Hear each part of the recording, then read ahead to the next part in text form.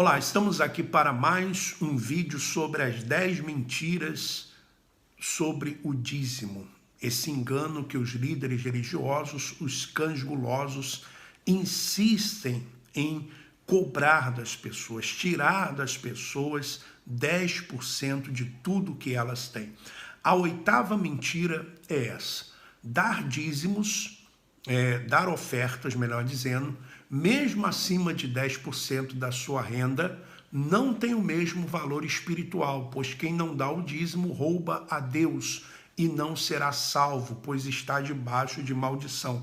Eles dizem que a pessoa está debaixo de maldição se não dá o dízimo, e nem será salva se não der o dízimo. Tanto a bênção como a maldição de Malaquias 3, capítulo 3, do versículo 9 ao 11, perduraram somente até o término da antiga aliança, ou seja, até o Calvário. A audiência de Malaquias havia voluntariamente reafirmado a antiga aliança. Neemias capítulo 10, versículos 28 e 29. Maldito aquele que não confirmar as palavras desta lei, não as cumprindo, e todo o povo dirá amém. Deuteronômio, capítulo 27, versículo 26, citado em Gálatas, capítulo 3, versículo 10. E Jesus Cristo deu um fim a essa maldição, conforme Gálatas, capítulo 3, versículo 13. Cristo nos resgatou da maldição da lei, fazendo-se maldição por nós, porque está escrito: maldito todo aquele que for pendurado no madeiro.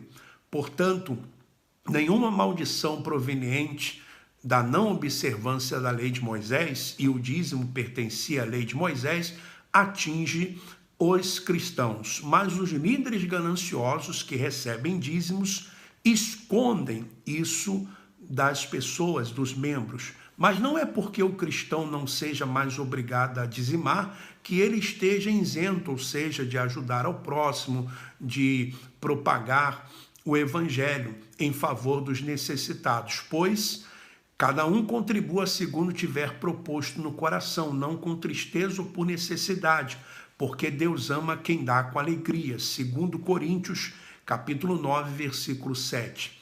Também, irmãos, vos fazemos conhecer a graça de Deus concedida às igrejas da Macedônia, porque no meio de muita prova de tribulação, manifestaram abundância de alegria, e a profunda pobreza deles superabundou em grande riqueza da sua generosidade.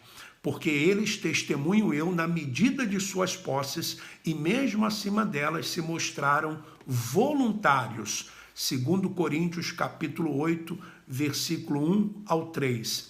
Essa era a prática da igreja de Deus que Cristo estabeleceu, ou seja, ofertas voluntárias. Os princípios de dar no Novo Testamento, segundo Coríntios capítulo 8 e 9, são superiores ao dizimar, que não é obrigatório aos cristãos. Os seguintes princípios de dar voluntariamente na nova aliança estão fundamentados em 2 Coríntios, capítulo 8 e 9, né? Dar é uma graça, né? Também, 2 Coríntios 8, usa 8 vezes a palavra graça, referindo-se à ajuda aos santos pobres. Dar primeiro a Deus, capítulo 8, versículo 5. Dar-se a si mesmo para conhecer a vontade de Deus, o capítulo 8 de 2 Coríntios, versículo 5, dar em resposta ao dom de Cristo, capítulo 8, versículo 9, e também o capítulo 9, versículo 15.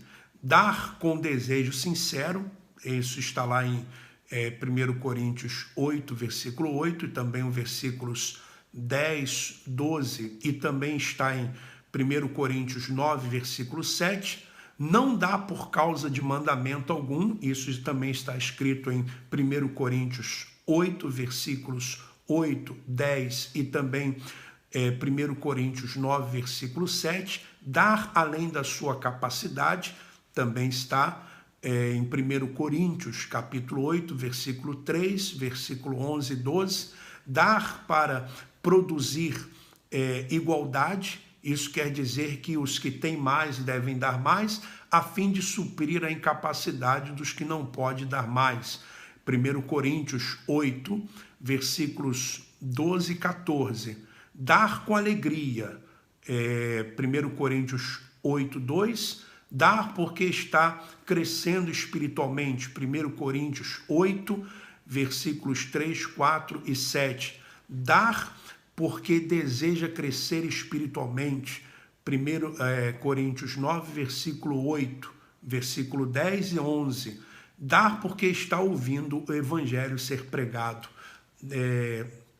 Isso está em 1 Coríntios, capítulo 9, versículo 13. Então, não existe maldição para aqueles que não dão o dízimo. Isso é um engano dos líderes religiosos.